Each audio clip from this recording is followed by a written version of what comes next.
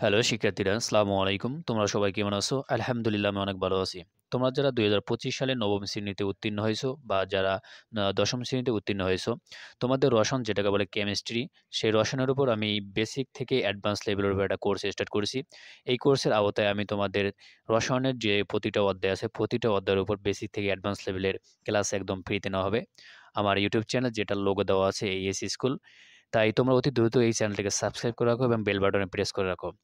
আর আমি ইতিমধ্যে এই যে তোমাদের রসায়ন যে ২য় অধ্যায় যেটা হলো পদার্থের অবস্থা, এই পদার্থের অবস্থার উপর আমি ইতিমধ্যে একটি ক্লাস নিয়েছি। আজকে হলো ২য় ক্লাস।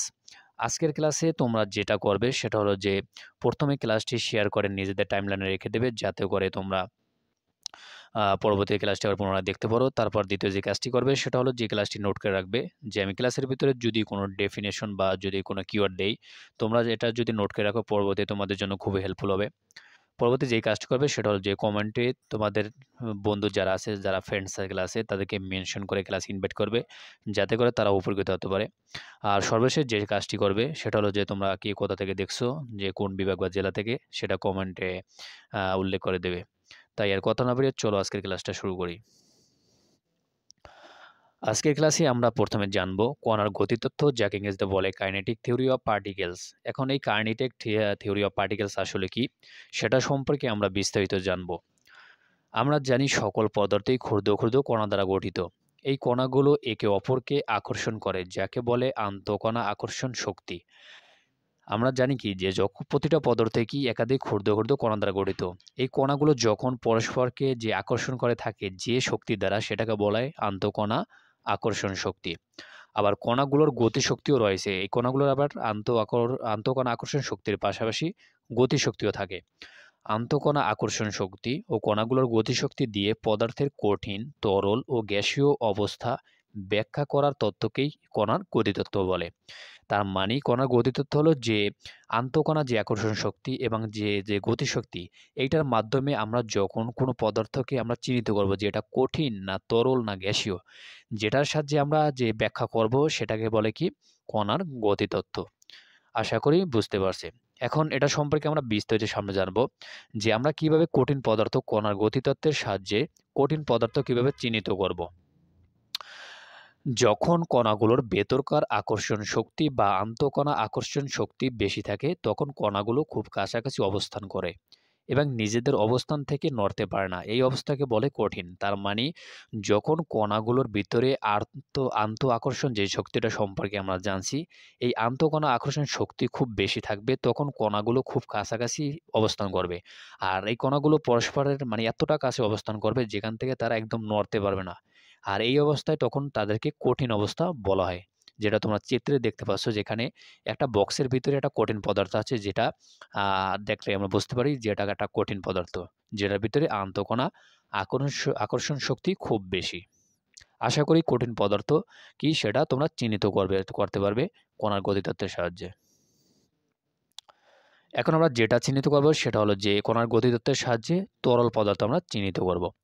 কঠিন পদার্থকে তাপ দেওয়া হলে কণাগুলো তাপশক্তি গ্রহণ করে এবং কাঁপতে থাকে। যদি আরও বেশি তাপ দেওয়া হয় তাহলে কণাগুলো এত বেশি কাঁপতে থাকে যে আন্তঃকণা আকর্ষণ শক্তি কমে যায় এবং কিছুটা গতিপ্রাপ্ত হয়।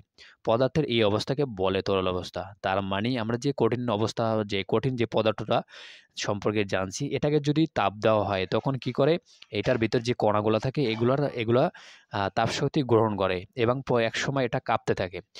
তো আবার পরবর্তীতে যখন এটাকে তাপ আরও বাড়িয়ে দেওয়া হয় তখন কণাগুলো মানে এত বেশি কাঁপতে থাকে যার ফলে আন্তঃকণা আকর্ষণ শক্তি অনেক কমে যায় এবং কিছুটা গতিপ্রাপ্ত হয়। আর এই অবস্থাকে আমরা বলি কি কঠিন অবস্থা। যেমন তুমি যদি এই কঠিন পদার্থ এটাকে যদি তুমি তাপ দাও, দেখবা এটার ভিতর যে কণাগুলো আছে এই কণাগুলো একটা সময় তাপশক্তি গ্রহণ করবে এবং কাঁপতে থাকবে। যা ধীরে ধীরে কি করবে, সে কিছুটা গতিপ্রাপ্ত হবে এবং সে তাদের ভিতরে যে আকর্ষণ যে বলগুলা বা কণাগুলো যে খুব কাছাকাছি ছিল, এইটা কি কণাগুলো খুব একটু হালকা দূরে সরে যাবে।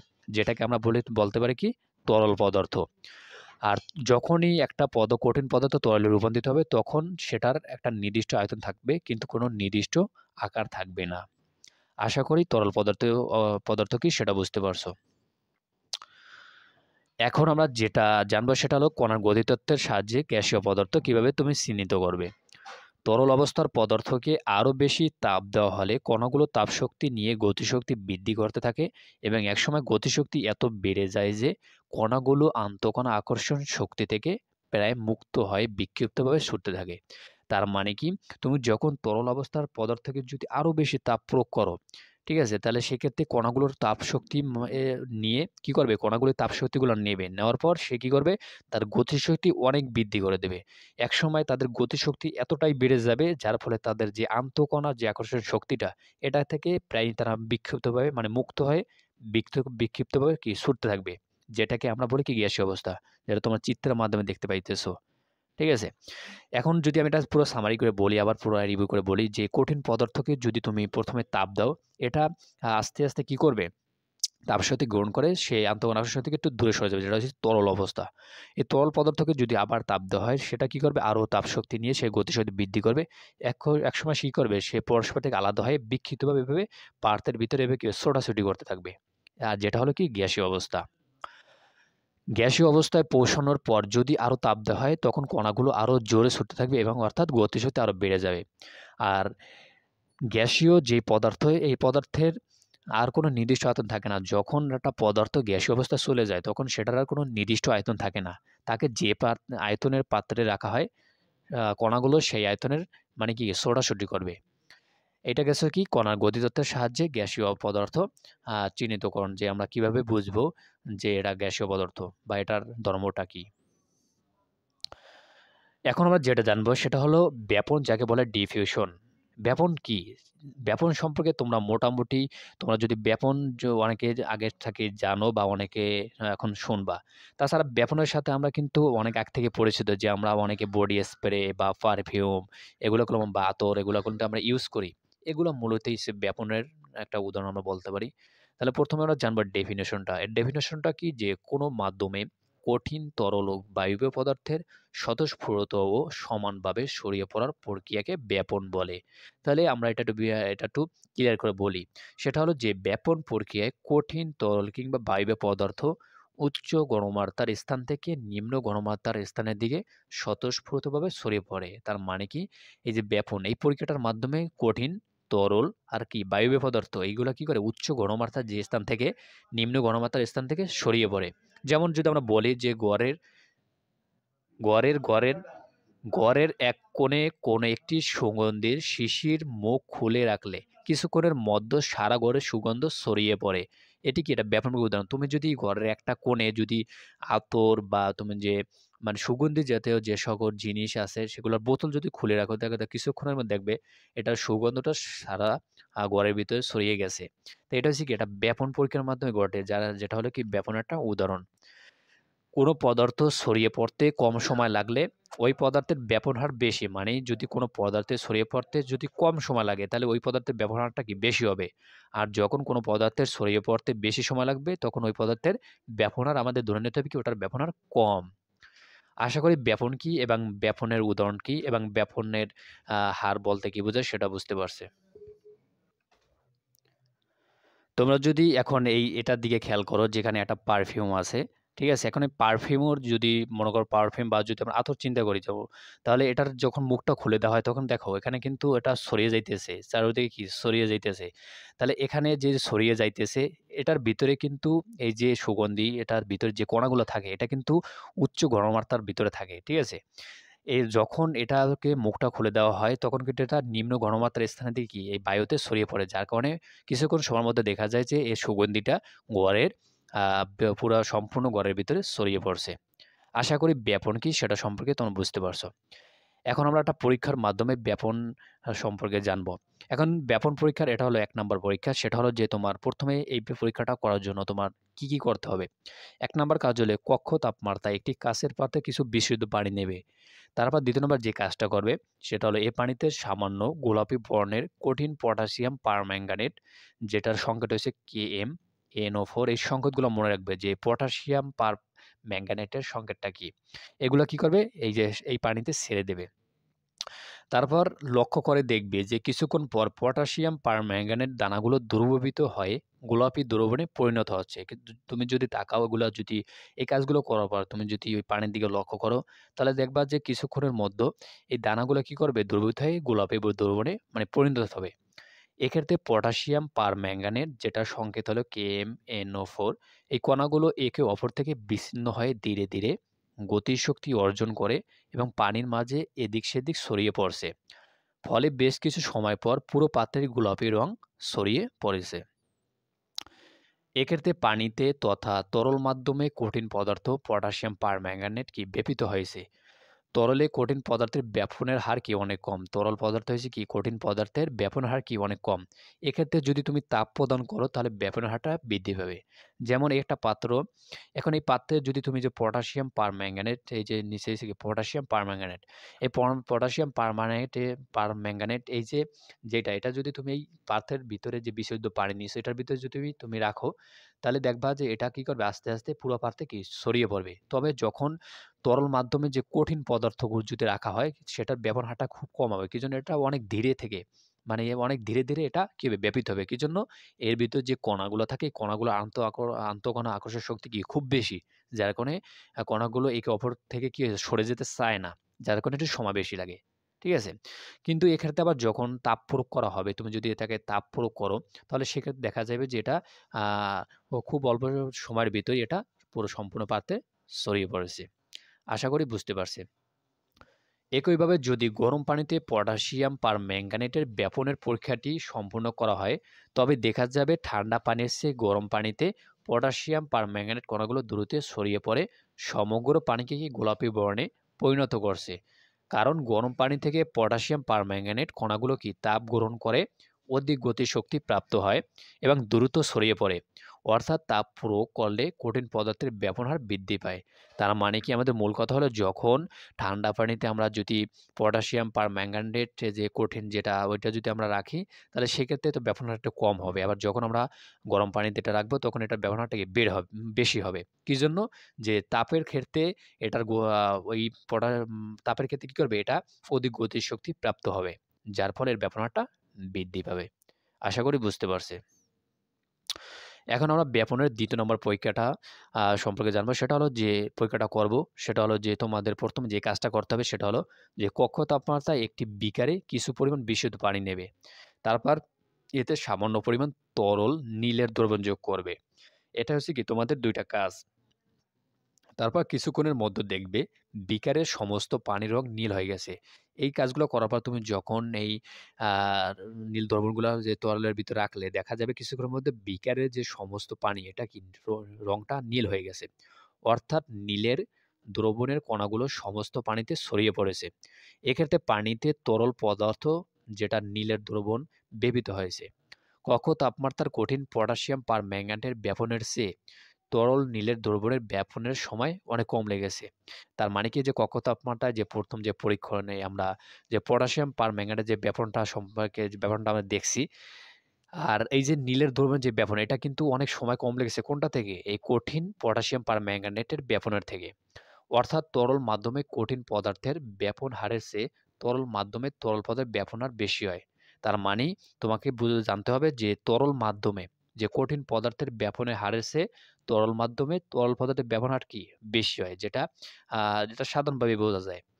তাপের প্রভাবে এই ব্যাপনের হার আরো বৃদ্ধি করা যায়। কক্ষ তাপমাত্রায় বা গরম অবস্থায় তরল মাধ্যমে গ্যাসীয় পদার্থের ব্যাপন হার কি সবচেয়ে বেশি হয়। এখানে খেয়াল করো এই যে বিকার, এই বিকারে ১ম যদি তরল নীল দ্রবণ যোগ করে তাহলে দেখা যাবে কিছুক্ষণ পর এটাকে মানে কিছুক্ষণের ভিতরে এটা সম্পূর্ণ পারতে কি যেটা পানিটা নীল বর্ণ হয়ে যাবে। কিন্তু যখন এটাকে আরো তাপ দেওয়া হবে তাহলে দেখা যাবে যে ১ম তাপ দেওয়ার আগে এটা যতটুকু সময় লাগছে ব্যাপন হতে আ তাপ দেওয়ার তাপ দেওয়ার ক্ষেত্রে এটার ব্যাপন হার কি আরো কম লাগবে। আশা করি বুঝতে পারছে।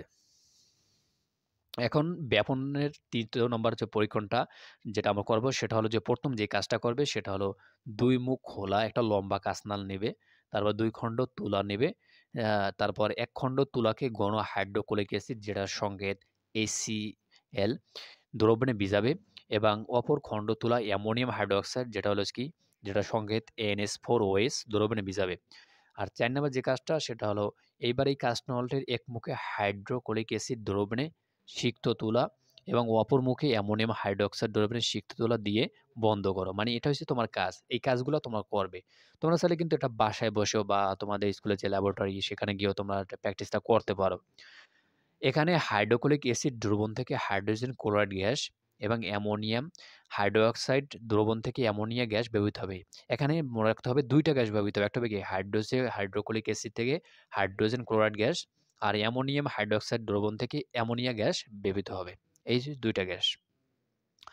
কিছুক্ষণের মধ্যে দেখা যাবে কাঁচনলের ভিতরে হাইড্রোজেন ক্লোরাইড গ্যাস ও অ্যামোনিয়া গ্যাস পরস্পরের সাথে বিক্রিয়া করে অ্যামোনিয়াম ক্লোরাইডের যেটা সংকেত হলো NH4CI সাদা দ্রবণের কি সৃষ্টি করেছে। মানে সাদা দ্রবণ না, এটা হচ্ছে দোআঁর। সাদা একটা দোআঁর সৃষ্টি করবে। সাদা দোআঁর অবস্থান কাঁচনলের ঠিক মাঝামাঝি হবে না। এটি হাইড্রোক্লোরিক অ্যাসিড দ্রবণের কাছে এবং অ্যামোনিয়াম হাইড্রোক্সাইড দ্রবণ থেকে দূরে অবস্থান করবে। অর্থাৎ একই সময় হাইড্রোজেন ক্লোরাইড গ্যাস কম দূরত্ব এবং অ্যামোনিয়া গ্যাস বেশি দূরত্ব অতিক্রম করেছে। তার মানে তোমরা যদি এখানে দেখো যে এখানে যে এই যে তুলা, ১ম এ এটা কাঁচনল, কাঁচনল এক মাথায় হচ্ছে কি হাইড্রোক্লোরিক অ্যাসিড দ্রবণ দিয়ে ভেজানো তুলা, আর আরেক মাথা হবে কি অ্যামোনিয়াম হাইড্রোক্সাইড দ্রবণ দিয়ে ভেজানো তুলা দ্বারা ২ মাথা বন্ধ করতে হবে। তারপর এখান থেকে দেখা যাবে অ্যামোনিয়াম এখান থেকে যেই যে সাদা দোঁয়াটা সৃষ্টি হয়েছে এখানে।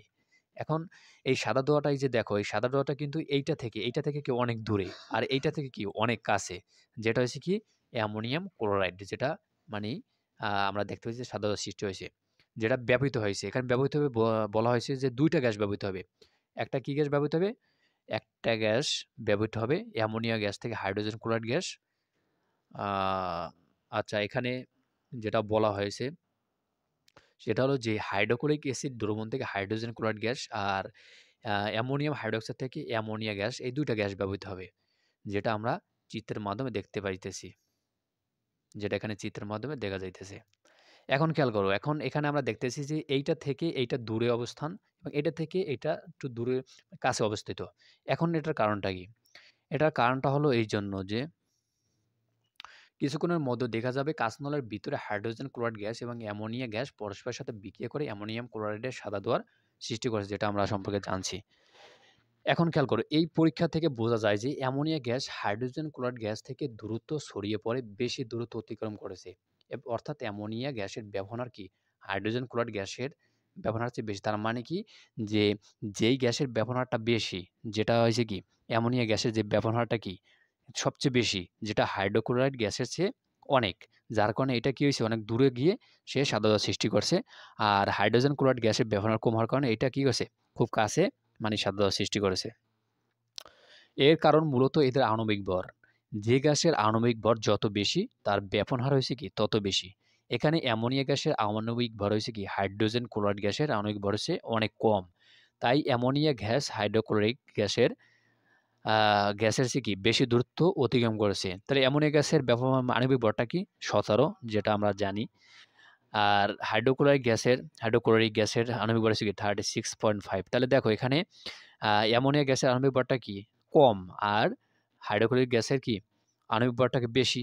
তার মানে কি তার মানে কি যে অ্যামোনিয়া গ্যাসের যে গ্যাসের ব্যাপন হার এখানে জানছি যে আমরা যে গ্যাসের আণবিক ভর যত বেশি তার ব্যাপন হার হচ্ছে কি তত বেশি।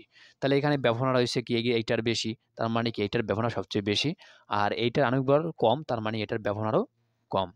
আশা করি বুঝতে পারছে। এখন আমরা যেটা সম্পর্কে জানবো সেটা হলো ইফিউশন, যাকে ইংরেজিতে বলে নিঃসরণ। এখন ইফিউশন বা নিঃসরণ কি সেটা হলো এটার ডেফিনেশনটা আমরা প্রথমে জানবো। সেটা হলো সরু ছিদ্র পথে উচ্চ চাপের স্থান থেকে কোনো গ্যাস নিম্ন চাপের স্থানের দিকে সজোরে বেরিয়ে আসার প্রক্রিয়াকে বলে নিঃসরণ। এটা কিন্তু আমরা মোটামুটি সবাই জানি যে তোমরা যদি একটা চিন্তা করো যে যেমন পারফিউমগুলো ভিতরে উচ্চ চাপ থাকে। পারফিউম কি থাকে পারফিউম কি উচ্চ চাপে ভিতরে থাকে। যখন এটাকে তুমি যখন প্রেস করবা বা চাপ দেবা তখন কি হবে? ওই গ্যাসটা ওই যে নিম্নচাপের স্থানে দিয়ে কি হবে? উচ্চচাপের স্থান থেকে নিম্নচাপের স্থানে দিয়ে কি হবে? সজোরে বেরিয়ে আসবে। আর এইটা যেই পরীক্ষার মাধ্যমে বেরিয়ে আসে সেটাকে বলে নিঃসরণ। এখন চলো আমরা একটা পরীক্ষার মাধ্যমে দেখি। এর জন্য তোমার কি করতে হবে? একটা বেলুনকে ফু দিয়ে ফোলাবে। তারপরে এবার বেলুনের গায়ে একটা টুকরা স্কচ টেপ লাগাবে। মানে তুমি একটা বেলুন ফু দিয়ে ফুলানোর পর এটার গায়ে একটা স্কচ টেপ লাগাবে। এখন একটি আলপিন দিয়ে স্কচ টেপের উপর বেলুনটিকে ছিদ্র করবে। এবার ছিদ্র করার পর তোমরা লক্ষ্য করে দেখবে যে বেলুনের ভিতরে সমস্ত বাতাস ছিদ্রপথ দিয়ে সজোরে বেরিয়ে গিয়ে বেলুনটি চুপচে গেছে। এখন খেয়াল করো এখানে যে আমরা যে এই যে একটা বেলুনের কিন্তু আমরা ফু দিয়ে ফোলানোর সাথে, সাথে যদি আমরা কোনো আলফিন বা কোনো সুই দিয়ে যদি এটাকে ফোড়া করি তাহলে সাথে, সাথে ওটা ফাইটে যাবে। ঠিক আছে? বা একটা শব্দ হয়ে ফাইটে যাবে। সেজন্য কিন্তু স্কচ টেপ লাগা হয়েছে যে যাতে করে ওটা স্কচ টেপের উপর দিয়ে ফোঁটা করলে যাতে করে বায়ুটা আস্তে, আস্তে বের হয়। যেটা আমাদের নিঃসরণের ক্ষেত্রে কাজে লাগবে। যেটা বলা হয়েছে যে স্কচ টেপ না লাগিয়ে বেলুনটা ফুটা করার চেষ্টা করলে সেটি সশব্দে ফেটে যাবে। বেলুনের ভেতরে বাতাসের চাপ কি বেশি ছিল এবং বেলুনের বাইরে বাতাসের চাপ কম ছিল। তাই উচ্চ চাপের প্রভাবে ছিদ্রপথ পাওয়ার সাথে সাথে বেলুনের বাতাস কি নিম্ন চাপের স্থান দিকে ধাবিত হয়েছে। আর এটা কিসের জন্য হয়েছে? নিঃসরণের জন্য। আবার যদি আমরা চিন্তা করি যে সিলিন্ডার যে গ্যাস ব্যবহার করা হয় ওই সিলিন্ডারও কিন্তু নিঃসরণের একটা এক্সাম্পল আমরা বলতে পারি। সিলিন্ডারের ভিতরে যে গ্যাসগুলো সেটা কিন্তু উচ্চ চাপে থাকে। যখন এই গ্যাসগুলাকে যখন বাইরে বের হয় তখন কি করে? তারা উচ্চ চাপের স্থান থেকে নিম্ন চাপের স্থান দিকে সজোরে বেরিয়ে আসে। যেটাকে আমরা নিঃসরণ বলতে পারি। আমরা যানবাহনের জ্বালানি হিসাবে যে সিএনজি যেটাকে ইংরেজিতে বলে কম্প্রেসড ন্যাচারাল গ্যাস ব্যবহার করা হয়। যানবাহনে কিন্তু যে সিএনজি যেই গ্যাস সেগুলো ব্যবহার করা হয়। এই সিএনজি গ্যাস মূলত হচ্ছে কি উচ্চ চাপে সংকোচিত মিথেন গ্যাস। যানবাহন চালানোর সময় এটি সিলিন্ডার থেকে সজোরে বেরিয়ে এসে ইঞ্জিনে প্রবেশ করে। অর্থাৎ এখানে নিঃসরণ করে। তার মানে যখন এই যানবাহন চালানো হয় তখন এই সিলিন্ডার থেকে কি করে? এই যে মিথেন গ্যাসটা এটা কি হবে? সজোরে বেরিয়ে আসে। আর এটা কিভাবে বেরিয়ে আসে? যেই প্রক্রিয়ার মধ্যে আসে সেটা হইছে কি নিঃসরণ। যেটা তোমরা সচরাচরই দেখতে পাও। আবার বাসাবাড়িতে জ্বালানি হিসেবে যে ব্যবহৃত যে গ্যাস সিলিন্ডার ব্যবহার করা হয়, সেখানে মূলত প্রোপেন এবং বিউটেন গ্যাস থাকে, যেটা উচ্চ চাপে সংকুচিত করে তরল অবস্থায় সিলিন্ডারে ভর্তি করা হয়। আমরা যে বাসাবাড়িতে যে আমরা গ্যাস সিলিন্ডার ব্যবহার করি যে গ্যাস সিলিন্ডার, এই সিলিন্ডারে কিন্তু যে গ্যাস থাকে সেটা মূলত হচ্ছে প্রোপেন এবং বিউটেন গ্যাস। এই প্রোপেন এবং বিউটেন গ্যাসকে একটা প্রসেসের মাধ্যমে কি করা হয়? উচ্চ চাপে সংকুচিত করে তরল অবস্থায় সিলিন্ডারে ভর্তি করা হয়। চুলা যখন জ্বালানো হয় তখন সিলিন্ডারের মুখ খুলে দেওয়া হয়, তখন এটি কি গ্যাসে পরিণত হয় এবং সহজরে কি বেরিয়ে আসে। যেটা একটা নিঃসরণ প্রক্রিয়ার মাধ্যমে ঘটে থাকে। আশা করি নিঃসরণ কি সেটা তোমরা বুঝতে পারছো। এখন আমরা কিছু অজানা তথ্য জানবো ব্যাপন এবং নিঃসরণ সম্পর্কে। ১ নাম্বার যে অজানা তথ্য সেটা হলো যে ব্যাপনের ক্ষেত্রে চাপের প্রভাব নেই, কিন্তু নিঃসরণের ক্ষেত্রে চাপের প্রভাব থাকে। ২ নম্বর সেটা হলো ব্যাপনের ক্ষেত্রে কোনো কঠিন তরল বা গ্যাসীয় পদার্থ উপযুক্ত মাধ্যমে সব দিকে ছড়িয়ে পড়ে, কিন্তু নিঃসরণের ক্ষেত্রে কেবল গ্যাসীয় পদার্থ গ্যাসীয় মাধ্যমে সরু ছিদ্র পথ দিয়ে সজোরে পাত্র থেকে বের হয়ে আসে। তার মানে কি যে ব্যাপনের ক্ষেত্রে যে কঠিন তরল এবং গ্যাসীয় যে পদার্থগুলো আছে এগুলো কি উপযুক্ত মাধ্যমে কি সব দিকে ছড়িয়ে পড়ে। তোমরা যদি একটা ঘরের ভিতরে যদি পারফিউম রাখো তাহলে পারফিউমটা দেখা যাবে, বা যদি আতর যদি রাখো তাহলে ওইটা কিছুক্ষণের মধ্যে দেখা যাবে সম্পূর্ণ ঘরে ওর সুগন্ধিটা ছড়িয়ে পড়বে। এটা হচ্ছে কি ব্যাপনের মাধ্যমে ঘটে। আর তুমি যদি সিলিন্ডার বা বডি স্প্রে যেটা তুমি প্রেস করো তাহলে দেখবা ওটা সজোরে কিন্তু বেরিয়ে আসে। যেই প্রক্রিয়ার মধ্যে বেরিয়ে আসে এটা হচ্ছে কি নিঃসরণ। আবার ৩য় নম্বর যে অজানা তথ্য সেটা হলো যে রান্নার কাজে জ্বালানি হিসেবে আমরা সিলিন্ডারে গ্যাস ব্যবহার করি, যেটা আমরা সচরাচর ব্যবহার করি। আমরা যদি শুধু সিলিন্ডারের মুখ খুলে দেই এবং আগুন না ধরাই তবে সিলিন্ডার থেকে প্রথমে সরু ছিদ্রপথ দিয়ে গ্যাস বেরিয়ে আসবে। অর্থাৎ এক্ষেত্রে নিঃসরণের ঘটনা ঘটবে। এরপর সিলিন্ডার থেকে বেরিয়ে আসা ওই গ্যাস চারদিকে কি ধীরে ধীরে ছড়িয়ে পড়বে। এক্ষেত্রে ব্যাপনের ঘটনা ঘটবে। অর্থাৎ এক্ষেত্রে প্রথম নিঃসরণ তারপর ব্যাপনের ঘটনা ঘটবে। তার মানে তুমি যদি সিলিন্ডারের যদি মুখ খুলে দাও, এটাকে যদি আগুন না ধরাইয়া যদি তুমি শুধু মুখ খুলে রাখো তাহলে কি করবে? ওই গ্যাসগুলা কি হবে? সজোরে মানে বেরিয়ে আসবে। তাহলে এক্ষেত্রে প্রথম নিঃসরণ ঘটবে। তারপর কি করবে? গ্যাসগুলা ঘরের বাসার চারদিকে কি ছড়িয়ে পড়বে। যেটা ব্যাপন ঘটবে। তার মানে এক্ষেত্রে তোমার প্রথমে নিঃসরণ ঘটবে, তারপর ঘটবে কি? ব্যাপন। আশা করি বুঝতে পারছি। এখন আমরা যেটা জানবো সেটা হলো মোমের ৩ টে অবস্থা। যে মোমের কিন্তু ৩ টি অবস্থা হয়। আমরা যে মোমগুলো আমরা সচরাচর ইউজ করি আমাদের বার্থডেতে বা আমাদের যখন কারেন্ট চলে যায় বা বিদ্যুৎ চলে যায় তখন কিন্তু আমরা মোম ইউজ করি। এখন মোমের কিন্তু ৩ টি অবস্থা থাকে। এখন ১ম এ আমরা জানবো যে মোম কি? তারপর এগুলোর অবস্থা সম্পর্কে আমরা জানবো। মোম হলো বিভিন্ন হাইড্রোকার্বনের মিশ্রণ। এখন মোম জানি কি? মোম হলো কি? বিভিন্ন হাইড্রোকার্বনের মিশ্রণ। এখন হাইড্রোকার্বন কি? হাইড্রোকার্বন হলো যে হাইড্রোজেন ও কার্বন নিয়ে গঠিত জৈব যৌগই হলো কি? হাইড্রোকার্বন। মোমের জ্বলনে মোমের কঠিন তরল এবং গ্যাসীয় ৩ টি অবস্থা দেখা যায়। যখন মোম জ্বালানো হয় তখন মোমের ৩ টি অবস্থা দেখা যায়। যখন তোমরা দেখবা যে কঠিন, যখন তুমি মোমটাকে জ্বালাবে না তখন কিন্তু মোমটা থাকে কঠিন অবস্থায়। যখন তুমি মোমটাকে মানে জ্বালাবে তখন দেখবা ওটা থেকে কিন্তু ওটা গলে, গলে কিন্তু পড়ে। ওইটা হচ্ছে কি তরল। আর যখন ওটা মানি কিছুক্ষণের মধ্যে আবার দেখবা যে পানি, পানি যেটা ওটা আবার কিন্তু কিছুক্ষণের মধ্যে আবার মানি হাওয়ার সাথে চইলা যায়। ওইটা হইছে কি যে এটা গ্যাসীয় অবস্থা। তা মোমের ভিতরে একটা সুতা থাকে যেটা আমরা জানি। এই সুতায় আগুন জ্বালালে সুতার চারদিকে হাইড্রোকার্বন অণুগুলো তাপে গলে তরলে পরিণত হয়। তারপর ওই তরল মোম আগুনের তাপে ১ম এ কি বাষ্পে পরিণত হয়। অতএব ওই বাষ্পীয় মোম কি করে বাতাসের অক্সিজেনের সাথে বিক্রিয়া করে কার্বন ডাই অক্সাইড, জলীয় বাষ্প, আলো এবং কি তাপ উৎপন্ন করে। যেটা আমরা কিন্তু স্বাভাবিকভাবে দেখি যে একটা মোম জ্বলতেছে। কিন্তু এর ভিতরে কিন্তু এই প্রসেস গুলো চলে। এই বিক্রিয়াগুলো কিন্তু হয়। তরল মোমের কিছু অংশ ঠান্ডা হলে কঠিন মোমে পরিণত হয়। আমরা যদি দেখি যে যখন ব্যা মোমটা জ্বলে তখন তার চারপাশে কিন্তু তরল অবস্থা থাকে। কিন্তু কিছুক্ষণ পর যদি ওইটা নিবানো হয় বা তো কিছুক্ষণের মধ্যে আবার দেখা যায় যে ওটা আবার ঠান্ডা হয়ে গেলে ওটা আবার কঠিন মোমে পরিণত হয়। অর্থাৎ তাপের প্রভাবে মোমের কঠিন, তরল এবং গ্যাসীয় ৩ টি অবস্থা পাওয়া যায়। তার মানে কি আমরা মোমের ৩ টি অবস্থা তখনই বুঝতে পারবো যখন এটাকে আমরা তাপ দেব। যখন আমরা এটাকে তাপ দেব তখন এটা ৩ টা অবস্থা পাবো যেটা কঠিন, তরল আর গ্যাসীয়। আশা করি মোট ৩ টি অবস্থা কি সেটা বুঝতে পারছে। এখন এখানে যদি তোমরা একটা চিত্র খেয়াল করে দেখো, এখানে কিন্তু যখন মোমটা ছিল তুমি জ্বালানে না মানে এর নিচের যে অংশটুকু, ধরো তুমি মোমটা এখন পর্যন্ত তুমি এটাকে জ্বালাও নাই। মানে জ্বালাও নাই। তাইলে এক্ষেত্রে এটা হচ্ছে কি কঠিন অবস্থা। আর যখন মোমটাকে জ্বালানো হলো বা তুমি জ্বালিয়েছো তখন এটা কিন্তু এই যে গইলা পড়তেছে। ঠিক আছে? তাহলে এই যে গইলা পড়তেছে তো এটা হচ্ছে কি তরল অবস্থা। আর যখন এই যে মোমটায় যে এই যে জলের এখানে এটা গ্যাসীয়, এটা হচ্ছে কি গ্যাসীয় অবস্থা।